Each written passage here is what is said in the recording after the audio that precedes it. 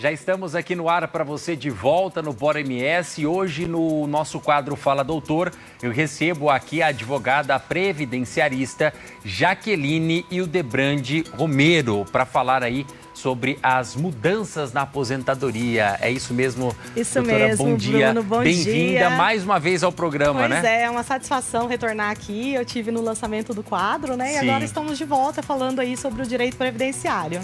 Muitas mudanças, né, doutora, aí para este ano de 2025, né? Muito, Bruno. Muita informação com relação à idade, tempo de contribuição, somatório de idade mais tempo de contribuição e valores também de reajuste aí das aposentadorias e dos pensionistas, né? Então tá bom, vamos lá conferir quais são essas mudanças. A nossa primeira pergunta no quadro é as mudanças na aposentadoria deste ano. Então são relacionadas justamente ao que a senhora acabou de falar, né? Isso, a essa soma da idade mais o tempo de contribuição. Certo. A idade aumentou um pouquinho para a mulher, 59 anos, para o homem, 64.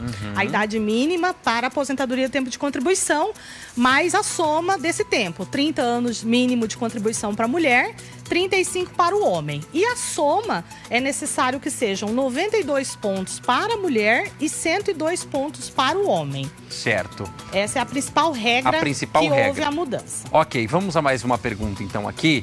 O que muda para os aposentados e pensionistas que recebem acima de um salário mínimo?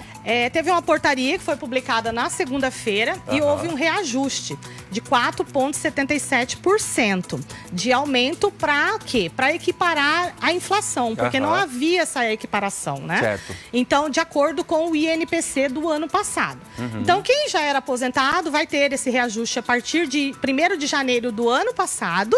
E quem aposentou de 2024 em alguns meses do ano passado para cá, também vai ter esse reajuste proporcional que vai ser pago agora em fevereiro. Certo. Vamos a mais uma pergunta, então. Qual é o reajuste feito nos benefícios pagos pelo INSS, Isso, doutora? é esse reajuste, né, de 4,77% para quem ganha acima de um salário mínimo. Aqueles benefícios e aposentadorias que já eram de um salário mínimo, eles tiveram o reajuste do salário mínimo de 1.412 para 1.518. Certo.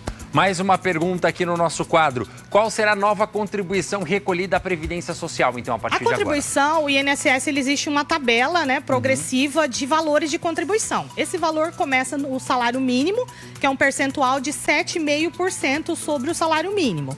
Hoje, o teto do INSS para 2025 está de R$ 8.157,41. Esse valor, para você recolher, para você obter uma aposentadoria no teto, é de 14,5%. E existe o recolhimento até 22%, que aí seria uma pessoa que ganha um salário aí de contribuição de mais de R$54 mil. Certo. E aí, logicamente, ela contribuiria com um valor maior. Então, o valor hoje mínimo para a contribuição é de 7,5% do valor do salário mínimo. Certo.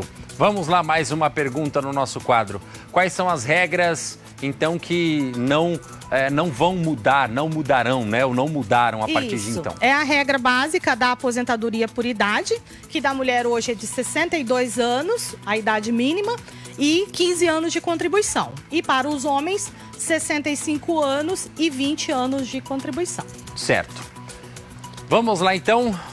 Como consultar valores e ver a data de pagamento? Então, Bruno, hoje existe o portal Meu INSS, onde o cidadão ele pode consultar através de uma senha, que é aquela senha Gov, né? Certo. Que é conhecida para vários acessos a benefícios, a sites do governo e o CPF. Lá nesse portal do INSS, se ele já é aposentado ou pensionista, lá ele vai conseguir consultar a data do pagamento, o valor, se está havendo algum desconto, às vezes até para ele consultar se existe algum valor que está sendo descontado indevidamente, às vezes de algum empréstimo, alguma coisa que ele não contratou. E lá no site do INSS também existe uma calculadora para calcular o seu tempo de serviço e o valor de uma possível aposentadoria. Certo, doutora, só um pouquinho, a gente já vai aproveitar e mostrar o site aqui então, para a gente ilustrar para quem está em casa nos acompanhando. Legal. Ó, é esse aqui, né? Esse é o site do Gov. Isso. Aí certo. você vai entrar lá com a senha, né? A senha Gov lá em cima. Entrar, aí é o CPF e a senha, né? Aqui as aposentadorias, vai selecionar se você vai dar entrada num pedido de aposentadoria, qual o tipo né, das aposentadorias. E aqui possui a calculadora. Certo. Mas nós especialistas, Bruno, a gente atenta para essa calculadora por causa de algumas falhas. O que acontece? Aqui dentro do site do INSS, existe um setor que é chamado CNIS, que é o Cadastro Nacional das Informações Sociais. Certo. Lá consta todo o contrato de trabalho, todos os vínculos que o empregado tem. Que esse extrato previdenciário. Esse extrato previdenciário. CNIS. E muitas vezes, esse extrato previdenciário falta informação. Às vezes é um contrato de trabalho que está na carteira, mas não está informado ali. Sim. Às vezes uma data, o empregado saiu do trabalho, mas o empregador não informou o INSS, o contrato de trabalho dele continua em aberto. Então, quando a calculadora vai puxar para fazer esse cálculo, ela puxa aquelas informações que estão lá. Sim. E muitas vezes dá o cálculo errado. Porque é automatizado. Certo. Né? Então, a gente informa para procurar um especialista. O especialista, primeira coisa, ele vai analisar aquele CNIS, vai comparar com carteira de trabalho, se a pessoa teve um período de serviço militar, no caso do homem, se foi um funcionário público em alguma época, se é de alguma empresa que já fechou, ele tem documentos, mas não tem a comprovação na carteira de trabalho. Então, é somente um especialista em direito previdenciário que vai conseguir fazer essa análise mais detalhada para que o cidadão tenha o direito à melhor aposentadoria. Para a gente finalizar aqui, doutora, em relação aos professores, existe uma diferença aí, né, em relação à questão da aposentadoria. Isso. Como é que fica agora? Os professores, eles têm uma regra especial, diferenciada, né? No caso do professor, servidor público, ele vai estar sujeito ao regime próprio daquele município ou do estado que ele trabalha.